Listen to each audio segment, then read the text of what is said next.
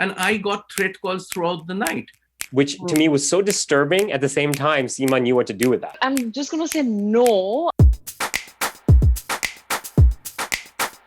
Hello, everyone. My name is Asim Chabra. Welcome to this fabulous panel, fascinating panel conversation we're going to have, organized by the iView World Human Rights Film Festival.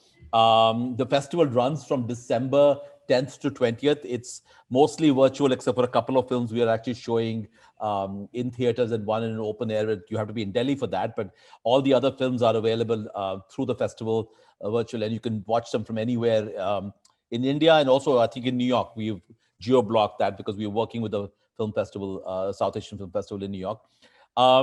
I'm going to first of all introduce the moderator of today's session. Maina Mukherjee doesn't need any introduction. She's the cultural producer and creator and director of Engendered. She's the one who established this organization in New York many years ago. And Engendered looks at arts essentially through the lens of gender, sexuality, caste, religion, race, a range of issues, immigration.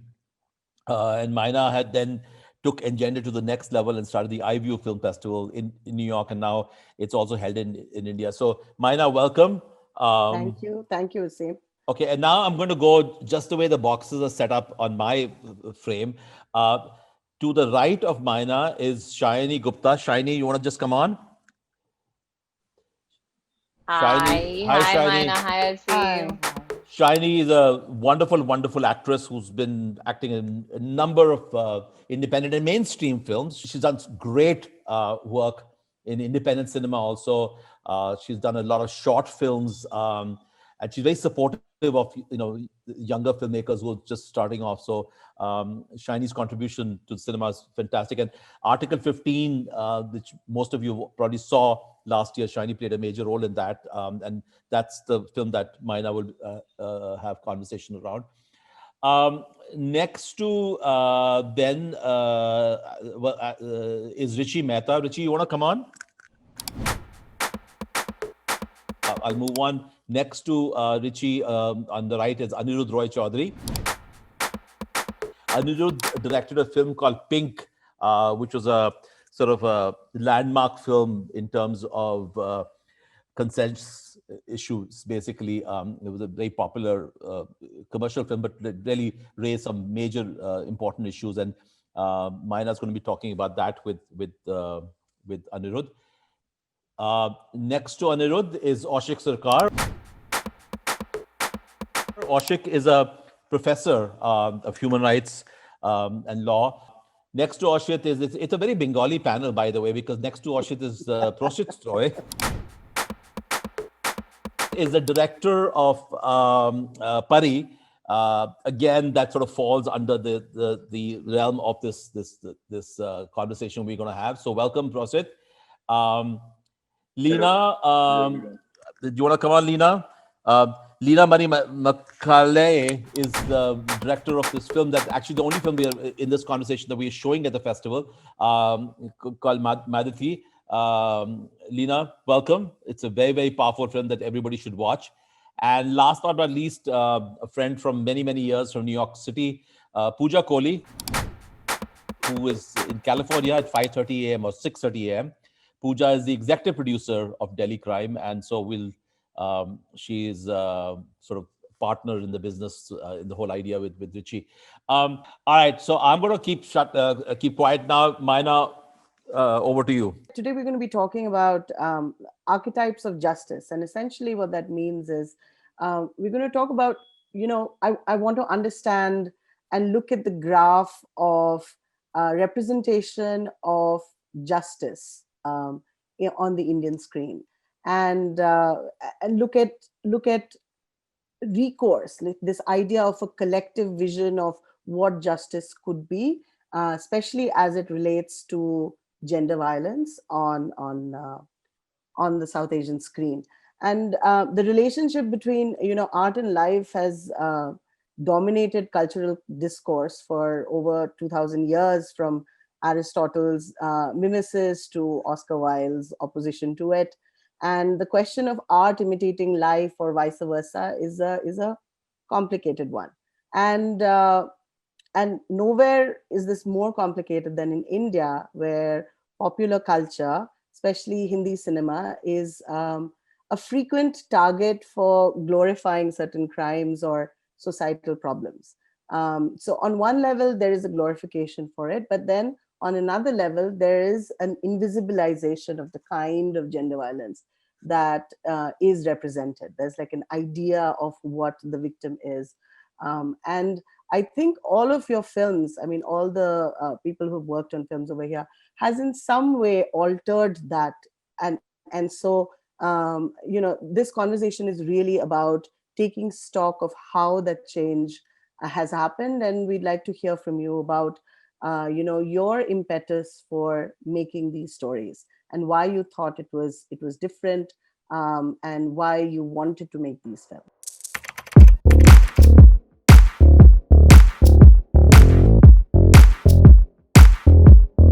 I'd like to actually start with Pink, if that's okay, and talk to.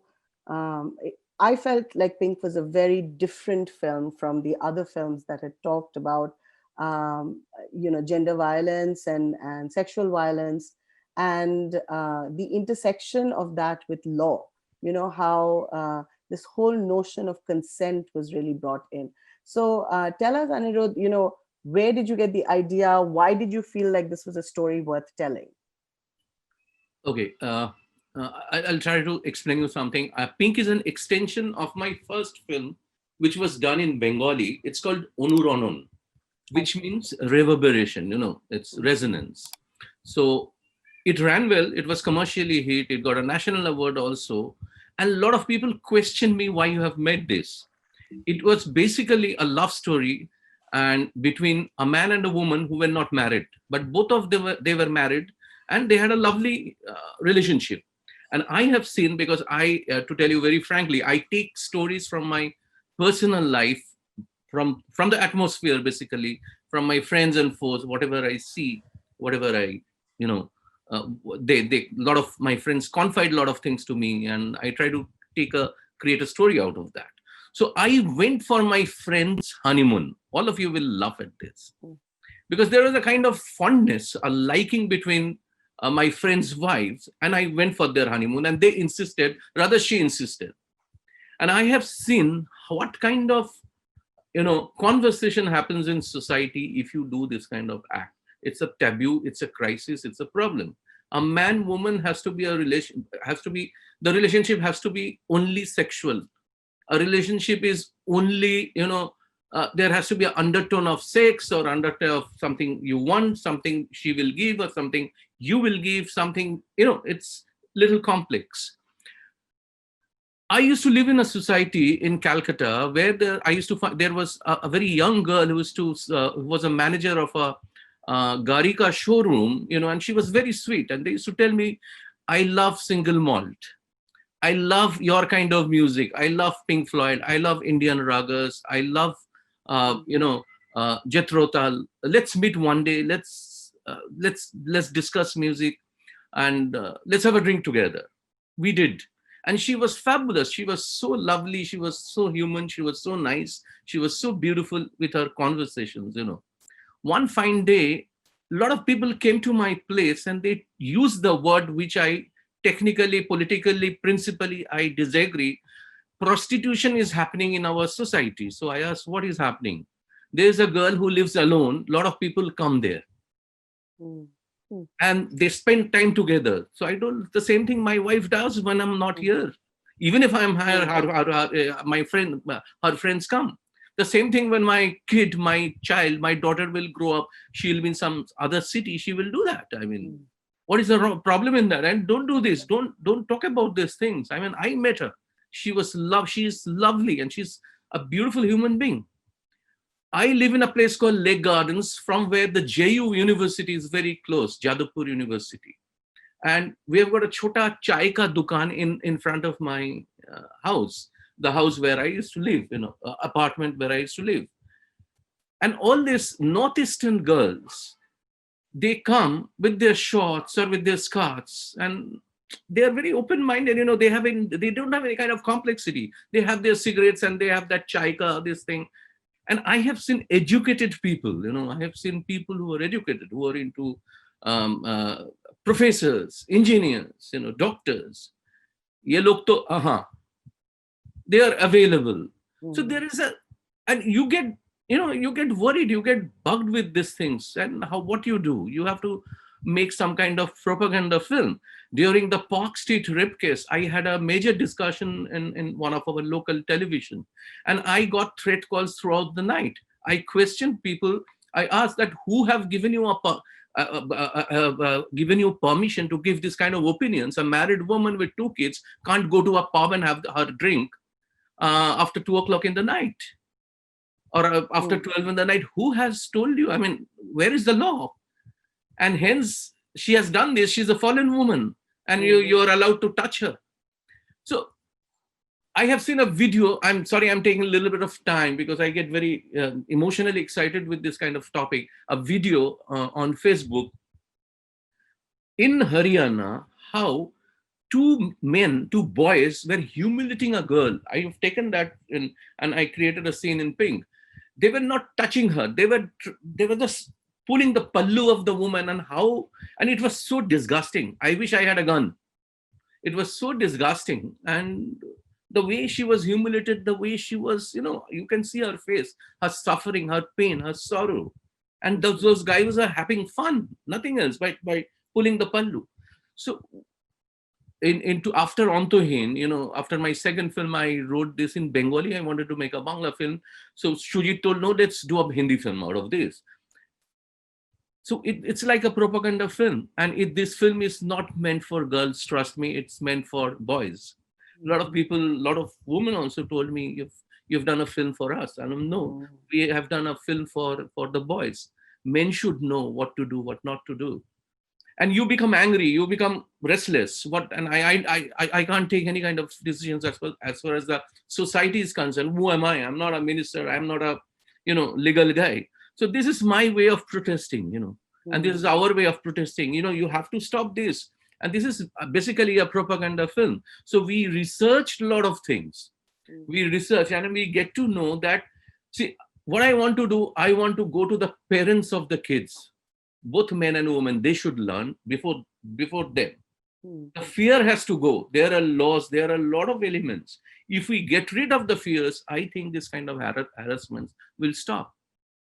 The pink has come from my very personal observations and realizations, and I will keep making this kind of films, whether it becomes popular or art, or it might not go anywhere. But this is my way of watching films, and I mean making films. I was watching Delhi Crime. I watched in one day. I've got a daughter who lives abroad. I was watching it alone in this room, and I was shivering. I was crying. And I'm not a very melodramatic man, And I wanted to break the television. I was so upset, so angry, so disgusted, And what a film can make you realize things. So it's high time we should learn. It's high time the parents should learn of the young kids. And the other day I was talking for some child abuse. I know a lot of girls. They told me their mothers have told, "Ye ladki log ko aisa hota hai, mat bolo. Don't worry, he's an uncle. No, aisa ho jata hai."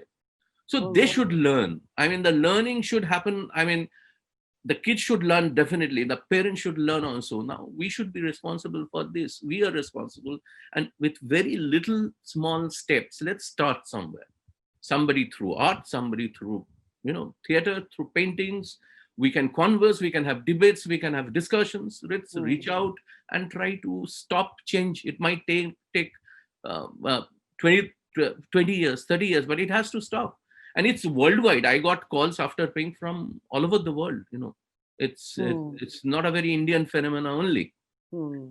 It's taken for granted. Certain things are taken for granted. And I'll stop after telling this. I met a girl in Bombay who was beautiful and who worked in New York, in Dubai, in London, also in Bombay. She was in real estate. One day she was drugged and I took her home, and I was holding her because she was absolutely out of her, The next day she called me and she told me, "Thanks a lot, Tony." I asked her, "Why you are thanking me?" Mm. She told me, "Because you didn't do anything." So it's a problem with women also, And who has given me, if I want, you want, there can be something. But none of us had that state of mind. And nobody has given me any kind of right or permission or authority to do something to you. Right. So things can't be taken for granted. So pink happened from all these experiences. Wonderful. So it came from a place of conscience yourself, and That's it's right. interesting for me to hear that there was a lot of research around it, because it definitely was different from other cinematic representations before of violence or of this call to justice. Because you brought up this issue in a very strong way for the first time, I think, of consent. This notion of consent. What is consent? That's the most And important thing in yes, life. that is, and it's remarkable because many years ago in the US, there was a film with Jodie Foster that also changed the way that people thought of rape or violence or gender violence in particular. It's a very powerful film called Accused, and I think in Yeah, I have some seen it. ways there was a watershed moment there and here. We'll come back to you in a little bit, but I actually wanted to go over to Ritchie and to Pooja to ask, why choose a film?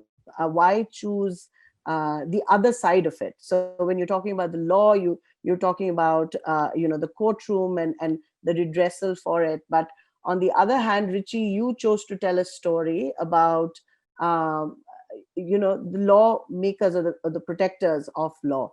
And in India, the police is always seen as very much part of the problem rather than the solution. And especially in the Nirbhaya case, there was an incredible amount of agitation with the police, and there were a lot of things that came up. So tell us why you felt that it was important to represent the other side. Sure. Basically, and a lot of the issues that were just brought up a few minutes ago are absolutely apt to what I'm going to say too. But really, I was lucky enough to get to meet some of these officers, and we're talking about the crime of crimes. This, as you said, this was the crime that got the entire world's attention. We had heard of gang rapes all over the world, coming from India and South Asia.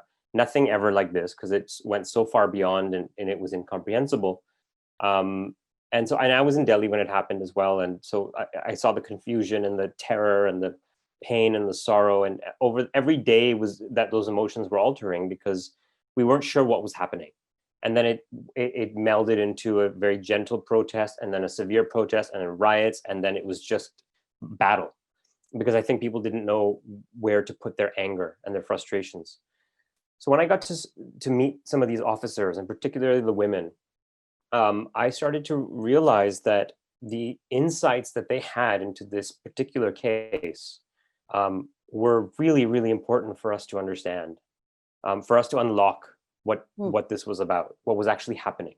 And again, we're talking about issues of, consent is part of it, because if you see in Delhi crime and the interrogation scene, which lasts for about 35 minutes, there's something very, really terrifying happening in the character in Jay Singh's mind, of what classification he gives to this woman because of what he thinks they're doing on the bus. But more than that, these are officers who got to spend time with these people. They got to sit in traffic jams with them and ask them why they did it. They got to have these interrogations, and many of these interrogations were not recorded. So the conversations they had, and I met them 6 months after this happened, so the details were fresh in their minds. And as they would tell me the nature of the conversations, the details of these conversations, I felt that the case has already been, solved, and it's gone to court, and they've been given the death sentence. So from a legal standpoint, it's just in appeals, but all the information is out there. What isn't out there are these personal conversations. Why did you do it? What was going on in your mind? And then the next question I would ask a lot of these cops is, why do you think this happens? Now we're talking about women. Again, as we know in India, if there's a rape or a gang rape case, a woman is assigned as the official investigating officer for issues of gender bias. And so to talk to these women, many of them who I met were just, they had families and they were expected to go home and cook for their children and cook for their husbands. And in between that, they were finding 2-year-olds in the dumpster who had been raped and murdered. I mean, I couldn't believe the stories I was hearing. And at the same time, the pressure we put on them as society, as women, all these things started to compound, which is why this was not a film. It expanded into this kind of 7-hour experience because there were no easy answers, but certainly the information that they had, I thought was so important. I mean, they all became psychologists just by virtue of their experience. So I opted, I wasn't trying to make a story about the police or the Delhi police or the glorification of the police's work. I was trying to make a story of these 12 people, kind of 12 to 15 people who tried to do the best they could do over the course of those 5 days. And I thought that was a counter narrative to what we understood had happened. The problem wasn't with the enforcement in that particular issue. The problem was a list of things. And I could spend time getting into the list of things. And beyond that, the details of the manhunt that I was told, it was so complicated, also spread out across North India, that as I learned more about it, I realized that the just showing how that manhunt unfolded could give very strong insights into why this happens. Seeing their homes, seeing where they are, seeing if they come from Naxal territory. There's a list of things. Seeing their socioeconomic condition, seeing the fact that many of these men who come from that world, they don't even understand the concept of hope. It doesn't exist in their life. For them, tomorrow doesn't exist. And if it is, it's today, which is the worst day of their life anyway. All these things to me were so incomprehensible that I tried to kind of ram it into this show. Ending in, again, the name of this panel is so apt because I wanted the last shot of the series to be my experience of what this case was, which again, if you were in Delhi at the time and you took a walk through Jantar Mantar or India Gate, it was not uncommon to see effigies of 6 men hanging from a tree. And I found that so devastating and so moving. And I was so conflicted. I think we all were conflicted because we wanted these men to hang. We wanted them to die. And at the same time, what does that image represent? So to me, the series obviously starts off, the first scene is just after the crime occurs because we know what that was. But then where we end up is discussing the idea of justice and law and order in the context of the worst thing a human being can do to another. Fascinating. And Pooja was one of the first to read it. So her response, I'm just going to lead into it because her response as a woman and as an Indian woman was very important to me. I latched onto that going forward. So where's Pooja right now? I'd love to hear from Pooja about, why, Pooja, how did you, what really drew you to the story? Why did you want to be associated with this particular story? First of all, I want to say that this group of people, and Maina, what you do, this is your tribe, and I'm so thankful. For 15 years, I've seen you push these conversations and, with the hope to bring about that change. And I'm so happy to be part of them. I feel like I've done something to, bring that hope. Thank you. Coming to Ritchie, he's always been, somebody we've looked up to, whether he does a small, cute film like Amal, but it's got layers and depth and it's got Delhi. About this incident, we all, no matter where we were, whether we were in Delhi or not, but I grew up in Delhi, and we all said to each other after this incident that, the reason this didn't happen to us is because we were lucky. As a girl growing up in Delhi, there are numerous incidents that you can see, came so close going down the wrong path. And we just thank our stars. And this girl was not lucky. And I think Ritchie's perspective, you're angry and you don't know what to do. You don't want to talk about it. You're embarrassed. You're guilty. You're just, sad. But at some point, Ritchie brought forth so much knowledge and research of everything that no one knew. And I think that was the most important thing.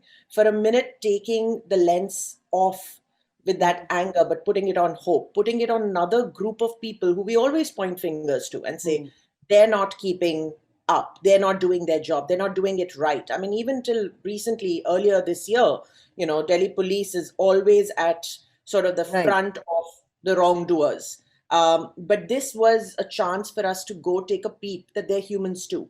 They try, the pressures they have, the realities they have. So for me, it was literally having that conversation inside this whole world and garb of the most, horrendous crime that we'd ever seen, and what they give up in their personal lives to bring justice to this one girl. And it's not like these crimes have stopped. It's not like, there aren't more Nirbhayas. Every single day there still are. But maybe our society needs to, mature in a manner to just not think about your own sort of very privileged standing, but give that thought to the other also, be it the police or be it that other guy, and just try to be that same psychologist on the street to say, why is this happening? Why, and what can I do to maybe bring about a change? And that was so beautifully crafted in his papers that, it had to be done. That was where we came from, that this is, the action. When we always say, what are we doing about it? This was a chance to do something. And that's why we went down that path. While Nirbhaya has saw this entire volume of protest in the country, and it was something that really instigated all of us. The truth of the matter is that there's so much gender violence that happens along caste lines, right? And that does not find representation on screen. I mean, if you look at the kind of films, there's so many films that talk about gender violence over the years, but films that touch caste are literally, you could count them on a hand, and why is that? And if you look at society, I mean, this is something that all of us do not want to acknowledge, perhaps.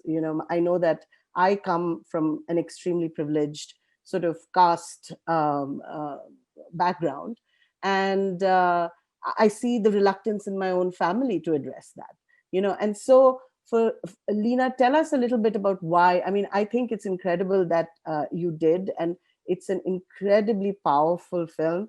And the fact that your sense, the protagonist or the storyline sense of justice by the end of it doesn't even look at the notion of the law. It's sort of, there's almost like a defeat in acknowledging that there is no law that can help the kind of violence that the protagonist experiences, and hence you look at this larger sense of justice and go towards the supernatural and talk about mythology and refer to mythology. So tell us a little bit about why you wanted to make this film, and how long it took you, and tell us a little bit about it.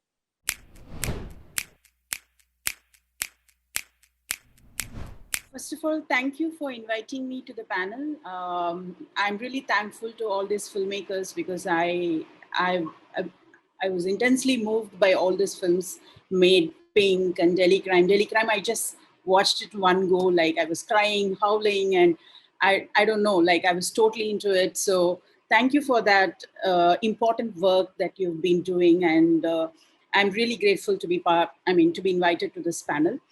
Maadhaty is the name of a village deity. She's a folk goddess.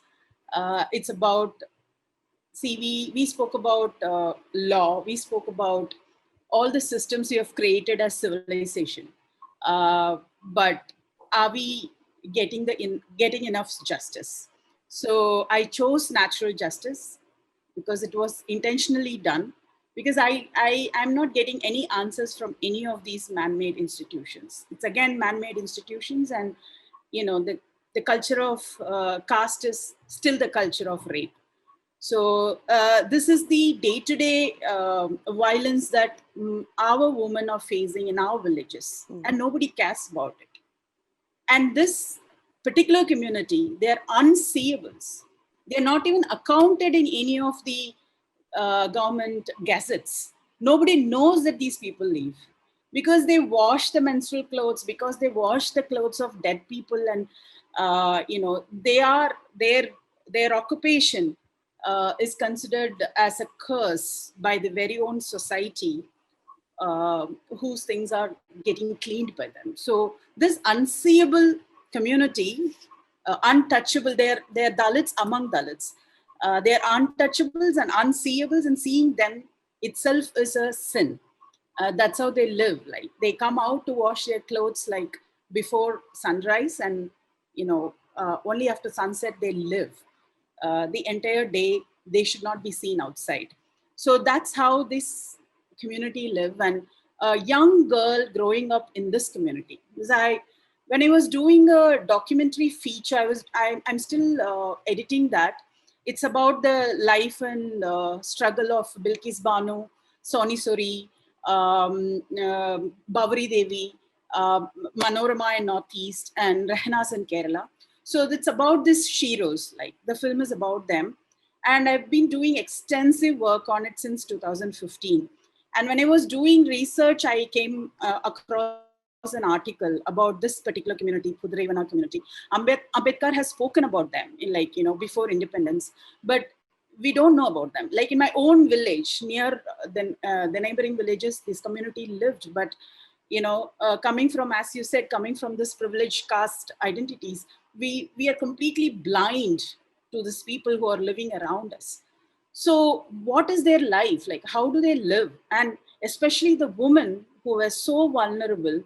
In that article, I read that this particular community is perpetually displacing because they're not able to save their women, to protect their women from the sexual violence. Sexual violence is it's like a day-to-day affair to them. Like if an upper caste, oppressor caste, I really don't want to use the lower and upper, like oppressor and oppressed. This oppressor caste, like if they want to punish them, they just go rape them. They are untouchables, but not for rape. So this is like so normalized. And I was looking for some kind of solution around it. I don't see any of it giving anything to them. So the only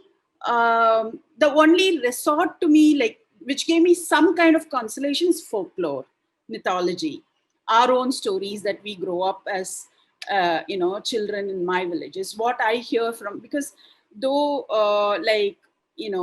we are all identified as a particular religion, but the small deities and gods and goddesses in our villages, like those were the extraordinary people who lived and who were wronged by the society.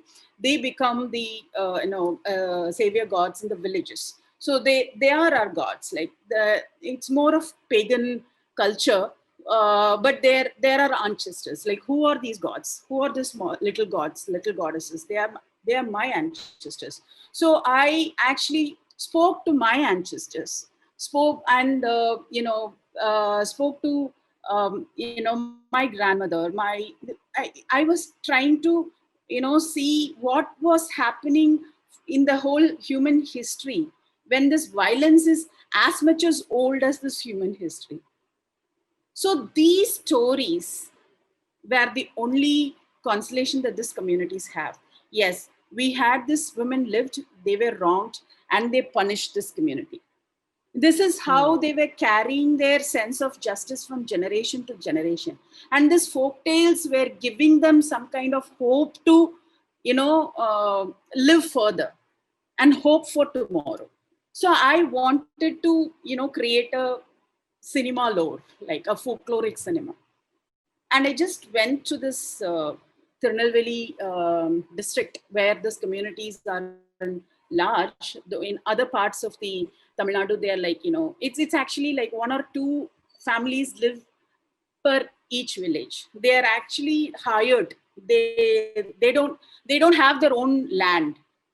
They get hired by 100 family units and they work for them. So they're basically displacing people. And if there are 100 family units, they hire them and they live like as 1 or 2 families washing clothes of these family units. And that's how they are found. But somehow some mobilization happened in Tirunelveli district. Like we had one place where there were many families. So I lived with them, and the people who you see in the film are the community. People of that village, Vikramasingapuram and Babanasam. So these people, like I worked with them. I actually did interviews like in 30-35 villages with the community, heard all the stories, documented them, and created a fiction out of it. And because I wanted to do it as fiction, because the Western Ghats is full of stories. I mean, the nature and the village, and even this community. If you talk to one person in that community, like what they speak is there is a lot of mysticity in what they speak. So I thought, like, I can only do some kind of justice if I can tell their stories, so that they live.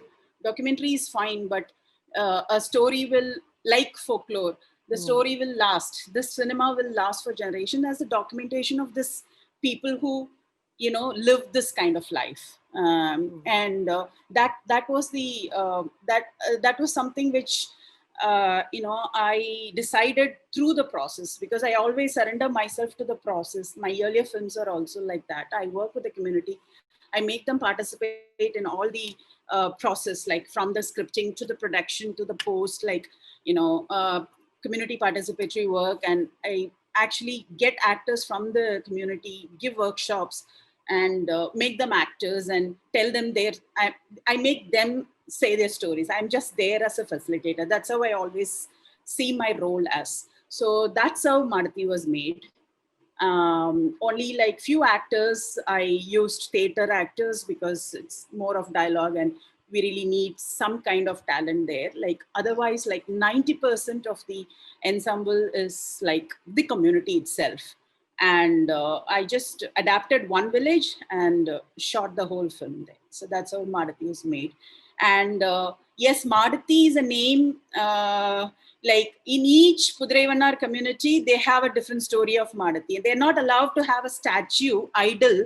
So what they do is they draw their gods in their houses, and it's like a hut, and they draw that Maadhaty and they worship, and they have their own story of Maadhaty. So I had like 100 versions of Maadhaty, but this film is my own version. So I created God of revenge, God of justice. Yeah. And that takes me to sort of Pari, Proshit, your film, because it's true that cultural evolution, cognition, motivation shape belief in supernatural justice. And if you look at pan India, and you look at whether it's in Bengal, you have these stories of Dakinis, and there's been a recent spate of films that talk about the supernatural when it comes to, and all of them are almost interwoven. All the films that have recently come out have something or the other to do with gender violence. I mean, recently there was Bulbul that was made. And then, so Pushik, tell us about Pari. I thought it was absolutely fascinating. And I also thought it was great that you looked at a different sort of body of folklore, because you've always seen churels, etc. But you looked at sort of Islamic body of jinns, and also it had to do with justice in a certain kind of way, except the protagonist was also delivering justice without and looking for justice herself. So tell us a little bit about why you chose that story to tell and what drew you to it. Firstly, thank you so much for inviting me into this panel, everyone. And I love Delhi crime. I must tell you, when I was shooting Patal Lok, I was going to, I was traveling for a recce to Chitrakoot, and in the middle of that, I downloaded all the episodes on my iPad so that I can watch the whole thing while traveling in train. So it was that addictive. It was fantastic. I loved it. And so there are various things which drew me towards this story. Firstly, I wanted to make a film which I like to see. So coming from that, and I never saw films like Orphanage or Let the Right One In. The kind of films which we see in West or in Korea. We don't make that kind of films. I mean, we never used to make. So I always wanted to start with something which is new, and that dream took me back to my childhood. when I used to listen to my stories from my grandmom, and my grandmom was from Bangladesh. So, I heard a lot of stories from her, and most of her stories were about the partition. And everything stemmed in from those partition pain which she had to go through. She had to leave everything, her house, her family, and everything, and she had to come to Calcutta with my grandfather because my grandfather had to come to. I mean, he was from Calcutta, so he didn't have a choice. She didn't have a choice. So all these stories. I mean, they used to have their own house, and they thought that things will be all right after all these partition things are over. We'll come back. So they thought that why don't we give some money to the locals and tell these people that this house is haunted. So there were a lot of stories which stemmed out of that, and I used to listen to those stories, and that's how I came to know about all this ifrit and jinn and all those things. But the bigger thing was what is justice? Different people have different perspective of justice. Justice for me is probably not justice for you. So, I really wanted to look deep into it and understand that why. I mean, we see, I mean, if you go to the rural areas of Bengal right now, you will see that, again, I mean, following Leena's, this thing that there are so many, these upper caste, lower caste, religion, there are so many things. And so I really wanted to go deep into it and understand. So this character professor was created because of that, because what he was doing in the film is actually right, but in our perspective, is it right? So I really wanted to look into that and find out more about it and understand. And so that's how this film came into being. And the other thing is that this whole thing about prisoners of war. So I mean, sorry, children of war. So I heard, when I was in college and I started watching all of Ghatak's films, I came to know about this whole the other side of the partition, and there I got to know about this. So when I was reading about this, I got to know about this children of war, and generally in that area of Bengal and on the borders, this children who are born out of rape, and that rapes are with by this who would rape the local women, and these children were born, and these children were always regarded as achut, or I mean, without any reason, just because they are born out of rape. So I also wanted to say that story through this whole idea of ifrit, which is a metaphor of this this whole children of war. I'm quickly going to jump to Sayani, because Sayani, you played. Tell us about your experience in one of everyone else has created these characters, but you have embodied one of those characters. Tell us about the experience of having gone through that process, and what how close did you feel to the subject matter, and how did it affect you? I mean, your life is so different probably from anything that you were. So tell us a little bit about that process, and was it transformative in any way? How did you feel about it?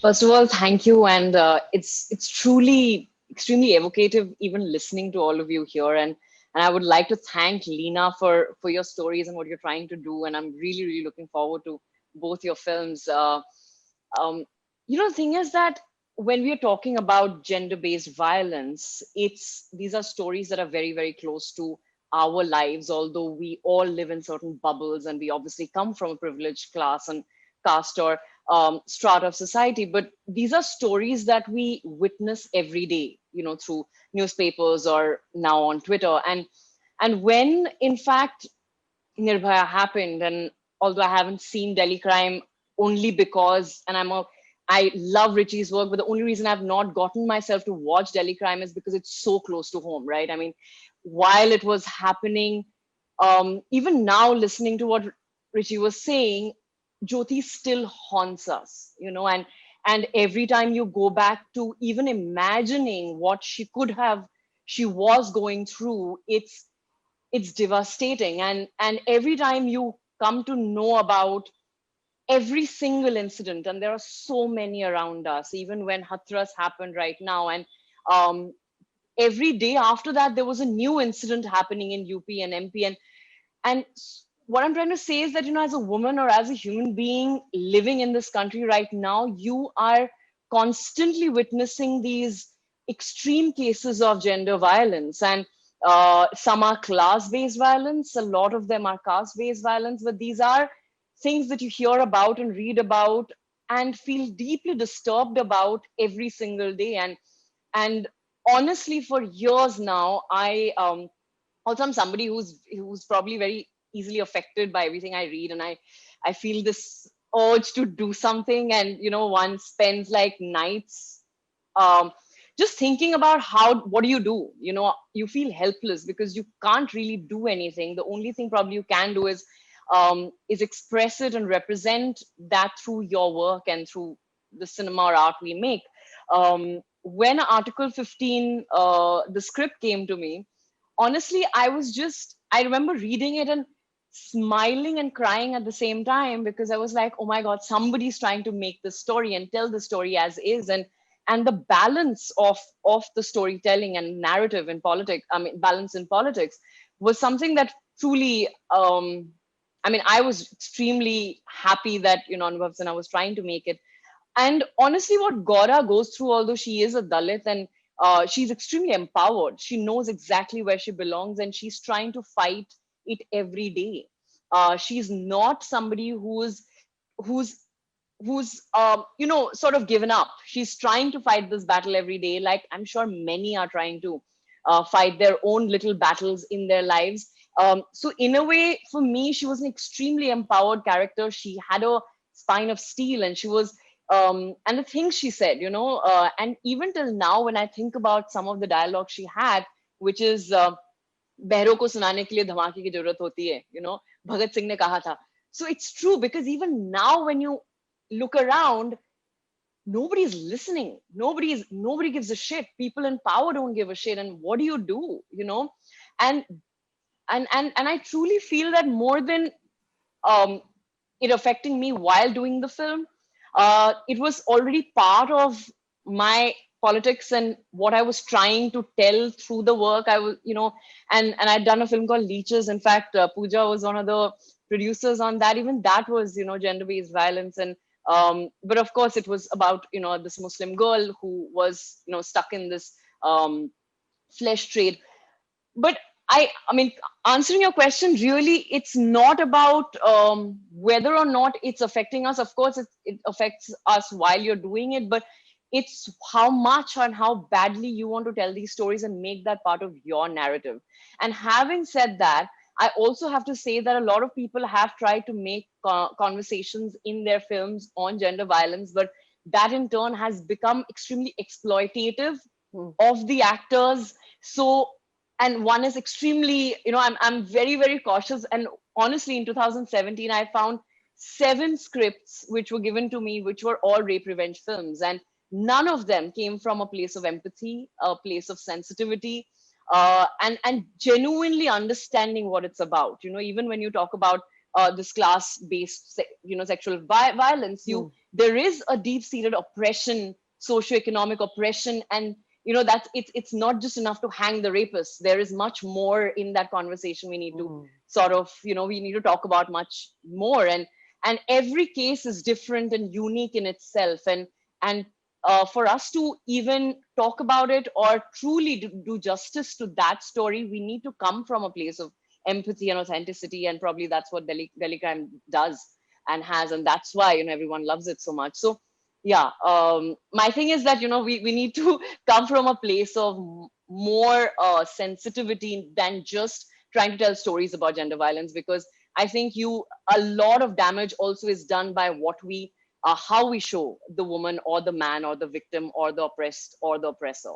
I remember in the 70s or 80s, there were a spate of very, very problematic films. And let's face it, Bollywood is undoubtedly one of India's most effective messaging tool.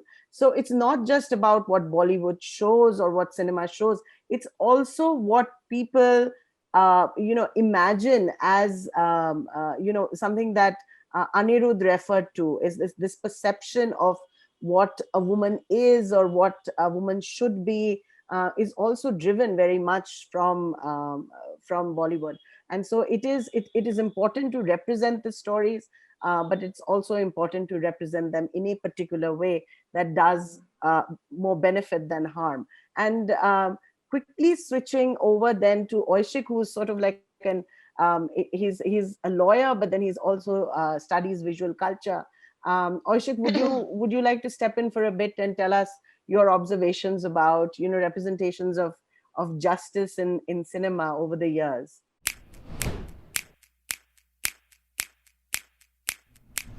I do have some association with the cinema, and despite the fact that I'm a law professor, I've made a couple of documentary films myself, and my PhD was on Bombay cinema's representations of justice. So, but it was fantastic to kind of hear those who actually practice the art talk about their ways of thinking about justice in the context of gender-based violence. So I'll say just a couple of things, which I think all the films being discussed on this panel tend to do, which is, I think, one of the reasons why cinema remains quite an important resource for reimagining justice.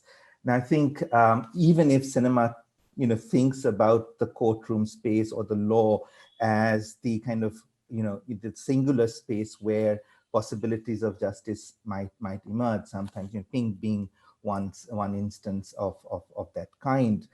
I think the law as it exists does not necessarily speak the language of justice. It speaks the language of judgment. Judgment is what is calculable. Judgment is what is arrived at on the basis of empirical evidence. If it's an outcome that is not based on empirical evidence, we wouldn't necessarily call it a good judgment. It's a bad judgment, or you'll appeal against it, for example. I think cinema, and I wouldn't necessarily say cinema alone, but the realm of the aesthetics, be it other genres in novels or poetry as well, open up possibilities of thinking about justice for a particular reason.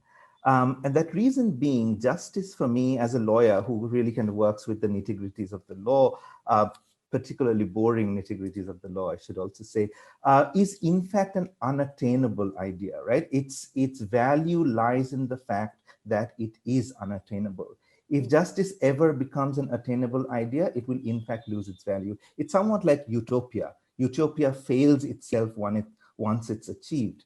So I think to keep alive that unattainable possibility is what cinema enables. And which is why I think when cinema speaks about justice in the language of revenge, we might cringe, we might think of it not being politically correct, but there's also a certain kind of, tacit appreciation that, or, a certain kind of, revenge gives us something to hold on to at the end of a film that demonstrates the end of hope in a certain sense. Now, I'm not necessarily saying that this is a celebratory idea that cinema necessarily puts forth, but I do think it offers challenges to viewers to kind of step beyond the space of the law as it exists in material terms, to enter the space of the folklore, for example, or the mythological, for example. But I say this with some amount of concern as well. And this is not to speak about films that make use of folklore or mythology. this is the concern lies in the fact that the law actually, not the law as it exists in cinema, but law as it exists in the space of the courtroom is also making use of mythology. So if you think about the Ayodhya judgment, for example, is it based on empiricism, or is it in fact based on a certain imagined myth of the existence of this figure called Ram, who's not in fact a historical figure.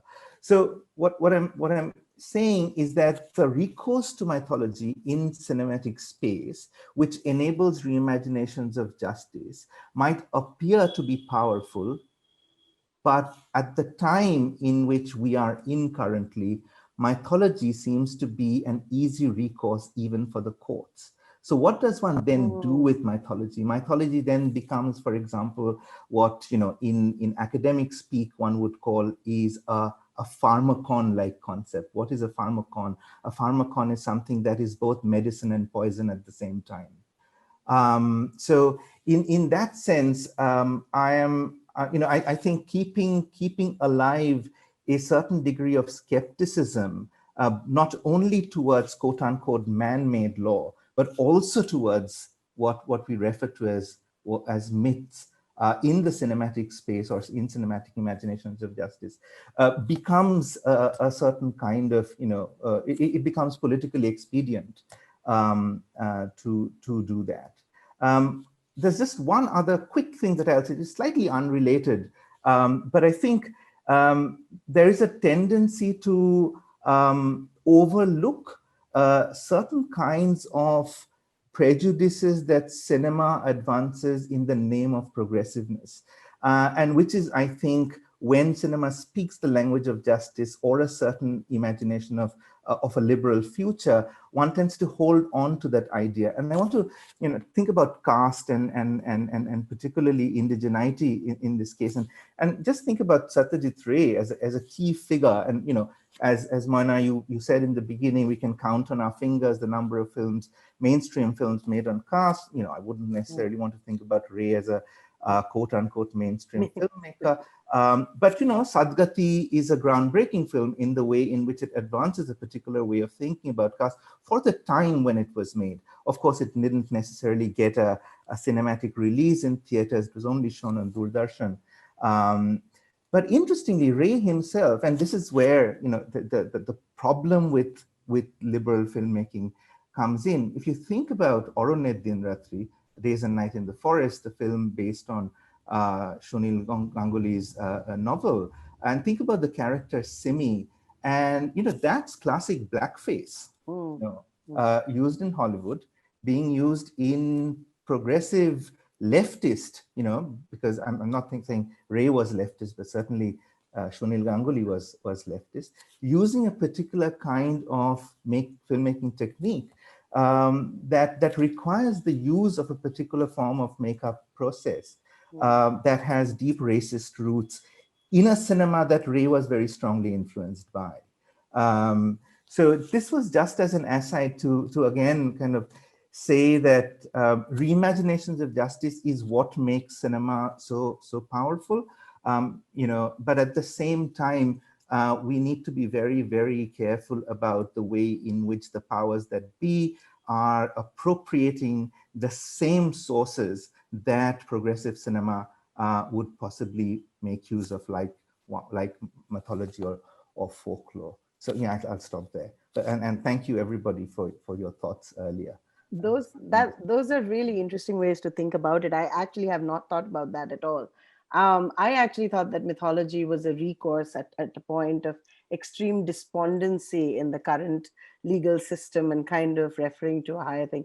But I think that you are right, Oishik. I mean, there are many ways to think about how you structure a narrative. So and going back to that problematization, I mean, I'm a huge fan of Pink, Aniruddha. I wanted to go back, but I always have this question. I mean, did you imagine ever that the lawyer that Amitabh Bachchan plays could have been like a woman protagonist?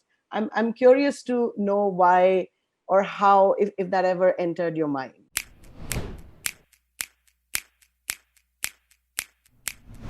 There's a history behind this. I studied in a Kuwait school, And we used to stay together, live together, sleep together, eat together, lie together, roam together. We used to go for holidays. So as far as I am concerned, I don't have that kind of, it's a girl, it's a man. I don't have that kind of difference between sexes. Even now I'm married, I have got a daughter. All my girlfriends, they come here, and there is not. I don't see life like that.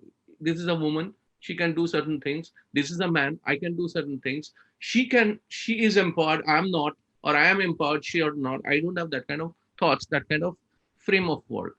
As far as I am concerned, never it happened in my life. A lot of people ask me. And from a story basis, there are a lot of layer in the film which we had to get rid of, because it would have become a 3-hour film. This man is a bipolar. This man lives alone. This man has left his job 20 years back. This man is so not irresponsible. He can't take care of his wife. His wife stays in a home, and he comes back to life, and he's taking care of these 3 girls. So to me, that was very important. And man coming back from, he went to oblivion. I mean, he didn't have any job. He had to leave everything for some reason, and his mental frame was heavy. He was a loner, and he is bringing back his own life due to some responsibility. And the responsibility to protect women is not only stays with women, it's men. I mean, we are also responsible. And it's not of protection. It's my responsibility. It's my principles. It's me. It's my politics, So why should a woman should be vocal about, you can call me a feminist also, why a woman should be vocal about women? No. My idea was not that the woman should be vocal about women, but what happens is that the figure, the arbitrator of justice eventually is always sometimes skewed towards male narratives. The hero comes and rescues the woman. The hero comes and beats up the bad guys, and sometimes this is just an observation. Like you said, it could just be because the story demanded a character like that. But I'm also, and we're talking about reimagining stories, right? And how do you, and like you said, this is like an agitprop kind of film. This is meant to agitate people, or this is a film that propagates a certain propaganda, right? And so it's just because we think of IVU as a place where people exchange ideas and then maybe influence and shift perceptions when they come in to the conversation. But this is just something, because cinema is such an incredible force in the way people imagine their own selves and see reflections of themselves. When you have a story that doesn't quite follow, a narrative that is tried and tested, of a man coming and rescuing and being the final sort of pulling the women out of the problems that they're having. Sometimes if that is shifted, it's also a very empowering story for people and audiences around. And Pink was very empowering because you brought the idea of consent in, but he didn't rescue. He arbitrated it. That was his profession. Right. I think the 3 girls, they were powerful enough to, and they were much more empowered. That's why in the quote, Kirtikulari Falak, she said, "Haan, main paisa diya tha." I mean, I took money. So what? That's why Tapsi said, "Ek jhapar marega again if somebody wants to touch me." I think they are much more bottled for Atha. That was I think they were much more empowered. What Mr. Bachchan did, what he just, because he has a brain, he was a very successful lawyer. He used that, he twisted, and he arbitrated, and he did something so that the case went away. Because we know in Indian law, the way you talk, you can make a case, you just make it upside down whenever you want. He did that. And my producer wanted, I wanted Pink to be popular. Nobody believed. We thought that it will be another art house or a small film. It's a small film. But when Mr. Bachchan came, it reached so many people. Hmm. You know, it Right. reached lots of people. I think that was very important for us. For me, when we make a film, when I make a film and which has an agenda, and definitely I had an agenda, Hmm. obviously a Fair enough. storytelling to Yes. create a story, but there was an Right. agenda in this film. So Hmm. it should reach people, but it also Hmm. didn't came to our mind, if you ask me honestly. And Hmm. never ever for a single this thing, I wanted to create this. It might have become stereotypical. I don't know, a woman trying to find a solution for a woman. Hmm. So a man who can't take care of his wife, who can take care of himself, who is little mentally, derailed, he is coming back to life and he is trying to do something for them, and how he was inspired by these three girls. So this was the story curve. So if you Okay. have, I don't have any definite answer why I haven't done this, but it never came to my mind. And it was not a choice. Interesting. But Okay. there was a choice between other actors. But Mr. Bachchan, when he said yes, we jumped with joy, because we knew when he comes and we will say these dialogues and create these elements, it will reach people. That was a definite agenda, to go to different corners and to inspire people. Obviously, uh, that happened a little bit, Right. you know. Right. But Right. my motive to make this film is to tell people that what we are doing, it's so regressive to become men. I mean, we take things for granted like this. They're coming to my place after 12 o'clock and having a joint and or having a drink. That means I can do anything to them. So how we can, and I find that these three girls are, they have inspired me a lot in a lot of scenes, and they were empowered. Never ever they, they were afraid. They were scared, but they fought back. Right. Also in the Right. court. They weren't passive. They and weren't and, passive. and they were open. Hmm. And they were open. They didn't run away with shy. They were very vocal. So interesting. So Ritchie and Pooja, this question is to both of you. Did you ever get a chance to interact with the woman police officer who was actually assigned the case? I'm assuming that you guys did.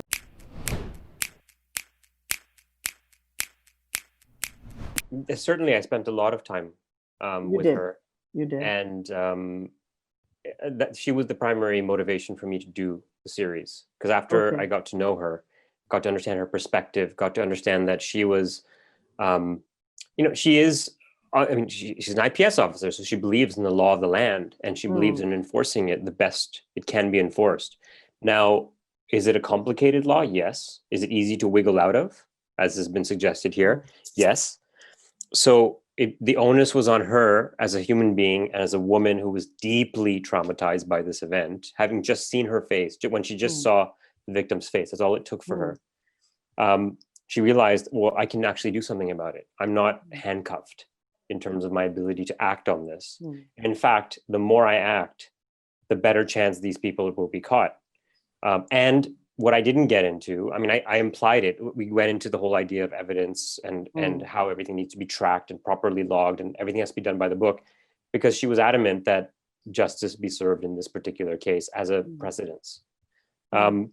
That's the professional side of her. And you've seen what I showed as a leadership, her leadership qualities, the team under her, how she commanded. That was absolutely everything I understood to have happened, and based on my observations of her. And then the home life, there were aspects of it that were absolutely true, and other aspects, like the conflict with the daughter, was not true, but that was a different officer I took that from, where it was true. And a different lady officer in the Delhi police who was on this case.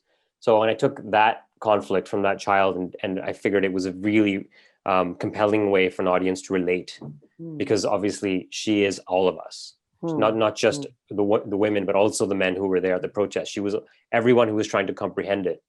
And it gave me a way for us to understand the domestic life that many of these officers have to deal with, and how there's a reckoning if you don't. It's not that these officers can just say, I'm not going to serve them justice, I'm going to deal with it, and then go home, and then there's no consequences to be as a human being. That was really important to me. Also, I wanted to reference something earlier. The first film I made in 2007 called Amal I had a lawyer character. It was a film with Nasruddin Shah and Seema Biswas and a bunch of other really great actors. And I had a lawyer character. And my brother and I wrote that together, and we wrote that character as a man. And then I just realized there were just too many men in this project. And I changed her to a woman, and I didn't change a word of what she did or how she acted. And that's when I cast Seema Biswas, lucky enough to get her. And afterwards, we started showing the film, and people would come up to me saying, "Wow, you've written such a powerful female character." And I would say, "I didn't write I just wrote. I wrote how I would have written a man," which to me was so disturbing. At the same time, Seema knew what to do with that, and I trusted her to know what to do. But even the dynamic in that film, the relationship of this lawyer, she's the breadwinner of the house, because again, it was written as a man, and I thought it was far more important and appropriate to show her as a woman. And going forward, I keep ending up with female protagonists, because I do think that it's not just a situation, and I'm not trying to be contrarian here. I do think that the more we can represent the underrepresented, the more we can represent women as heroes, and not, I mean, superheroes is one thing. There's obviously positive that can come from that, but real heroes, the more you can kind of create role models. And if that means that we're displacing some men getting certain roles, so be it. It needs to happen right now. So for me, it's really important. In fact, all of the projects I'm writing, I keep thinking, my default position is to have a female protagonist and make it as plausible as possible. Right. So on one hand, you do want it to be as realistic as possible, but then you also want to influence reality in a certain kind of way over the years to come. Absolutely. And I think that's what cinema allows us to do as well. And, this is such an amazing, and I knew the limitations of this panel when I invited all of you, because I knew there was so much that we could go into, and there really is. I always say this, there are about 10 different directions that this conversation could go in, but we are restricted by time. It's 9:30, so we've been talking for about 1.5 hours. I wanted to ask Asim and Anto, who are also listening, for their point of view, if there's something that they would like to ask of, it's difficult to have access to such talented group of people. So I just want to give Asim and Anto a chance also to kind of get their questions in there.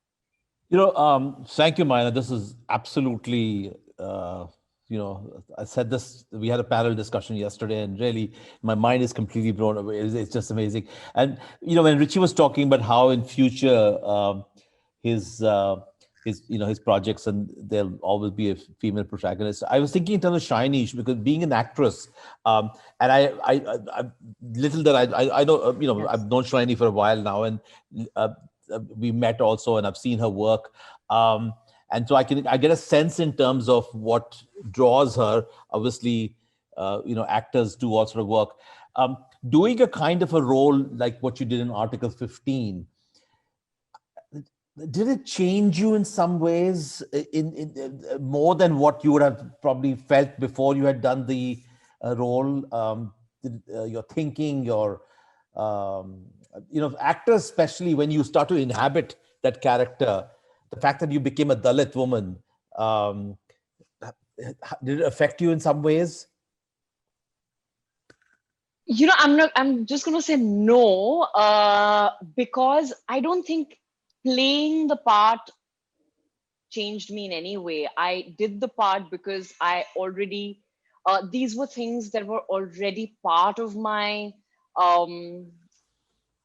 consciousness, in a way, if I may use the word, because these were things one felt very, very strongly about.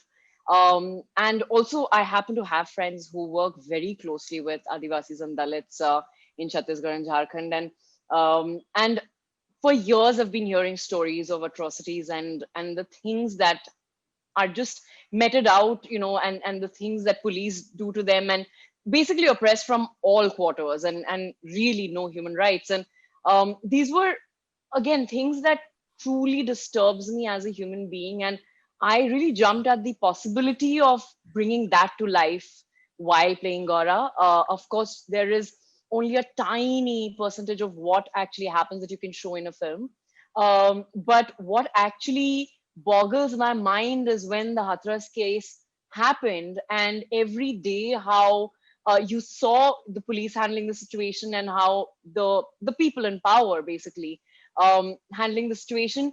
It was literally page by page from the screenplay of Article 15. Like I actually tweeted saying, "Are you serious? Like, are you actually following the script?" Because it's so ridiculously bizarre and it's so heartbreaking it really, I mean, I'm very, very easily enraged these days, and I wake up angry. And and it's only because when you see around, you don't have to wait for to do a film for it to change you. If you just keep your eyes and ears open and see what's happening around you, it's going to change a part of you every single day.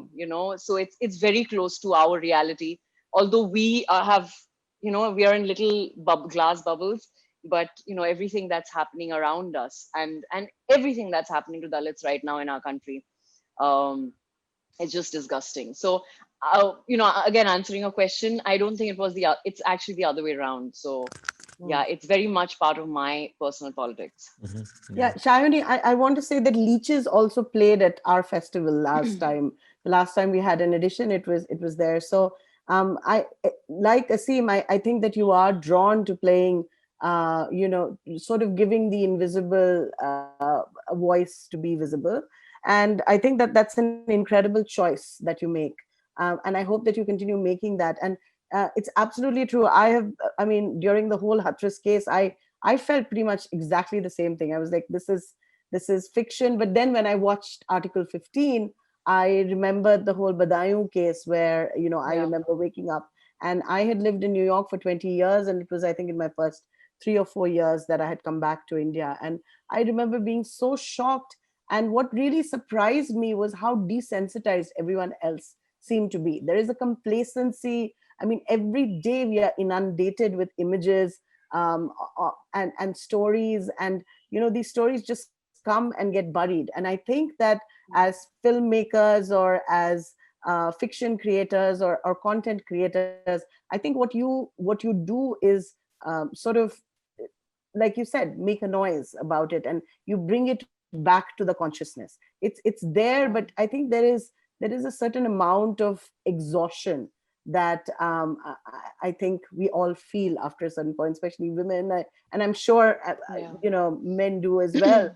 But there is that sense of exhaustion, and then cinema, what it does is that I don't know, it gives it an outlet of empathy, perhaps, or a sense of relief at being able to feel intensely during the narration of the film. So thank you, all of you. Thank Antu, you. did you Thank have anything else to add? Yeah, I mean, just quickly, Maina, I mean, this has been absolutely fabulous, and most importantly, a blessing to be here. And, I was just thinking, because we spoke so much, about the topic at hand, one of the things that came to my mind very regularly when everyone was talking was about surrendering, yourself to the process of actually building something like this to create impactful work. There's definitely a need of deep work and putting that kind of time and effort and research into telling that story the best way possible. And one of the things that I see with, young people, me included, a lot of young people in our country, is that the diminishing currency right now is attention, and instant gratification is getting more and more popular. Lack of homework is very regular. And one of the things that, if anybody could just quickly tell about, what's that process to sort of appreciate patience, and what's the emotional maturity one needs to have to sort of take on topics like these, because it's very, very important to sort of have that in place before you set out on a journey to create impactful films such as these.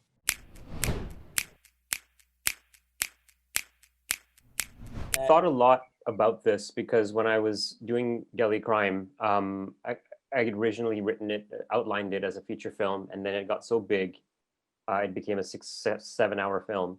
And then when Pooja and her team decided to put it together in terms of production resources, we were doing it as a series, of course, but when I started it, there was no real avenue to distribute a 6 or 7 hour film or a mini series globally. It was HBO essentially was the only player doing this kind of high-end stuff, and they wouldn't pick up a Hindi language show. So as we worked on it, and then Netflix and Amazon and all these platforms entered the space, I was really plagued by the fact that we were being so meticulous, and I was killing myself to make this the best it could be when we know attention spans are dwindling. And I would think to myself, am I just making this for 50 people that I know? With so much work put into this 450-page script. And then when we finished it, and this panel is no exception, and thank you for everyone who's mentioned it, people who started binge watching it, and I was starting to get the numbers and understanding that people were watching, giving entire days or entire nights or weekends to the show. I realized it's not an attention span issue at all. You can hold people for 6 or 7 hours on a single story. You just have to be really, really clever about how you hold them. That's what's changed. Generally, they're apt to watch 5 minutes or 10 minutes like you and I are. I just think that, and there's certain tricks from a storytelling standpoint. So for example, the most important metric for a series is the first 5 minutes of episode 1. That's when most people knock off. So you have to figure out a way to hold them. Now, I didn't know this when I did Delhi Crime. We just ended up doing it in a manner that fit all, there's, the next 20 minutes is another metric. At the end of episode 1 is another metric. We just happened to hit certain dramatic points that allowed viewers to find an interesting way to come back. But there is a way, and that's what I'm attracted to now. I think we can tell 10, 15, 20, 30, 40, 50 hour stories, really get into things, all the issues we're talking about, get into the complexities. As we've discussed, there's no single theme that addresses any of this. There are questions, there are concerns, there are observations that all mix into this. But I think this is a golden age of actually holding people, because one thing they're doing, and pandemic aside, they're sitting on their ass and watching stuff. Absolutely. Absolutely. Wow. Thank you for that, Ritchie. I think if it's a story sorry. So if it's a story well told, if the content, if people relate, and if it's honest, I think people will stay and watch or read. I am very hopeful about the new audience. They are watching. I saw a film called, nothing to do with this, a beautiful film called, not a film, a series called Panchayat. I binge watched it. And it's so simple. People used to call me, it's slow or this or that. It doesn't matter. And honest effort is appreciated always appreciated by people. And I think our conviction will show on screen, and it resonates, whatever happens. This is the philosophy I think we should believe in, and we should carry on, That's why so many things are happening now, which is out of the box, and those are becoming commercially hit also. We have to be a little bit intelligent, a little bit clever, and not manipulative, and honest. That's it. Oishik, you were saying? Yeah, sorry to cut in at that point. Just a quick response to Anton and a side comment, which I forgot to make earlier. You can edit it out if it's not relevant. I think for the kind of films that we are talking about here, there is a certain stated pedagogic aspect. Everybody was talking about transformation, young people being one of the key kind of demographic that the films need to reach out to. And if they do have a pedagogic value, and I think I don't mean to say this is the responsibility of the filmmakers, but this is the responsibility of pedagogues like us to actually take films into university spaces, not as supplementary to courses that, there's a 5-day film festival on such and such issue, but for them to actually feature as texts in a course, right? So I see Delhi Crime being a film that can very well be a part of a law of crimes course. And not for just the sake of the way it represents the question of gang rape in the case of Jyoti Singh Pandey, but to kind of raise a whole range of questions about the way in which the law in its procedural form operates. So I think, and I think that as an opportunity that might actually open up conversations between filmmakers and academics, not in the context of, film criticism is something that smart academics do in accessible language, but for films to actually enter the classroom space as as teaching texts, and not just film school classroom texts, because that's the obvious pedagogic space where it will possibly enter, but other kinds of pedagogic space. And I see the law school being a particularly generative pedagogic space for this reaching out process that Anto was talking about. My quick aside, which I meant to talk about earlier, and this is, I think, a double bind with the filmmaking process, which is particularly kind of money intensive, certain kind of filmmaking process, which is money intensive, dependent on quote unquote stars or bigger actors who would generate a certain kind of audience, so on and so forth. Gender-based violence is not just an outcome of patriarchy. It's also an outcome of patriarchy as very close relationship with capitalism, their very close relationship with caste hierarchies, and their very close relationship with heteropatriarchy and racism. And so, in a certain sense, it's a double bind I think filmmakers work through, and but we generally don't tend to hear filmmakers talk about how did they actually work through that double bind, because films like yours are dependent on capitalism. It wouldn't operate if you didn't have a behemoth like Netflix to enable the kind of access that it does. So, so you're mired in capitalism in a certain sense, and capitalism, in its extremely intimate relationship with patriarchy and casteism, enables the kind of violence whose narrative that you're actually able to kind of portray to the world. So you are implicated in the very thing that you're trying to critique. And I don't mean this as criticism. I mean this as the condition of this practice called filmmaking, which is dependent on a certain set of economic variables. So that's one previous point that I wanted to make. Stop there. Could I respond to that very briefly? Sure, sure. I think it's a really great point. And I from a literal standpoint, I was very lucky to have people like Pooja and her team support me, because it was not financed or created with a platform. It was completed and then sold afterwards. And that independence, I think, allowed us to discover something, because we had the time, which is not how the industry works. That's a very literal definition response. But I thought a lot about also what you're talking about. And I always tell myself, if there's no electricity and we're all stuck on an island, or we don't have that capitalist system anymore, I would just be doing plays on the beach or drawing stories in the sand. It's not dissimilar. Obviously the process is different, and the process is very scientific behind filmmaking too. So there's also science involved. In terms of the issues you're talking about, I feel like the only way to get to people is to go through the vehicles in which they're already sitting, sadly. And that's part of the tragedy, that if you were to reinvent the wheel of delivery, and even the so-called avant-garde or really forward-thinking filmmakers still have to make a film. We can talk all we want about Satyajit Ray, but half of his life was spent obsessing over film formats and cameras and the technical side of it, because it's sadly the world we work in. Does that take the energy away from story, content, commentary? Perhaps. Would it be easier if we could just write, and therefore we have to master basically the language arts, and then we can spend our time thinking? Probably. It just so happens less people are reading. It's a really strange catch-22 that we're stuck in for this very issue.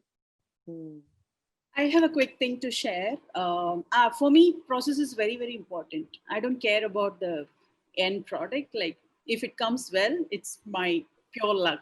But I am completely a process person. Both my films were crowdfunded. Both my films were done with the community participation in every aspect of the film. And both the films had difficulties in censorship. They were banned by CPFC regionally, so I had to go to the tribunal. I had to fight in the Supreme Court to get it, cleared without any cuts. So I was so sure of it. I didn't have big hopes of releasing it theatrically, but I really fought for the film to be as told as by the community without the state intervention. So right through the ideation, like I lived in Dhanushkodi for my first film for almost 1.5 years. Same thing with the second film. So it's out and out a community film, from the ideation to the execution to the distribution. For the first film, I did like, a community funded distribution all over the world, screening in 100 places across the continents, and it is purely crowdfunded. And Maadhaty, like, yeah, just now it is doing the festival circuit. So distribution wise also, I'm thinking of like, having something, anti-capitalist. I don't know. I mean, I really want the film to be seen also. So there is this rope walking, which is actually happening. So yeah, I mean, everybody, we are trying, our best. But what we could do is what we do. I think I want to say something about this.